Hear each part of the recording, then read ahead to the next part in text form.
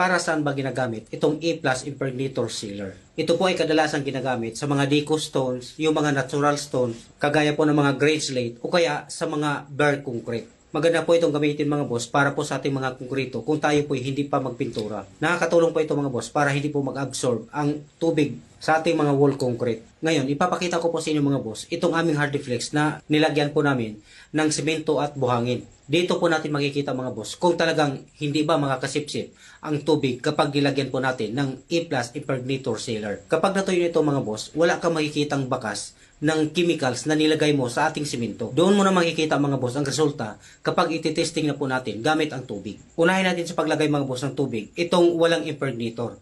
So sa nakikita po niyo mga boss, nag-absorb po ang tubig. Ayan po, mabilis po na nag-penetrate ang tubig sa ating konkrito. At ngayon mga boss, ito naman po ang lagyan po natin ng tubig. Itong ating pinahiran ng A+ impregnator sealer.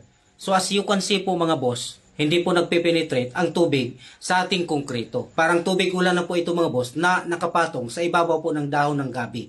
Hindi po siya nagpe-penetrate. Nakapatong lang po. Ayan po. So kung nagustuhan po ninyo ang video na ito mga boss, paki-follow nyo ako, i-like ang video na ito at i-share. Salamat po!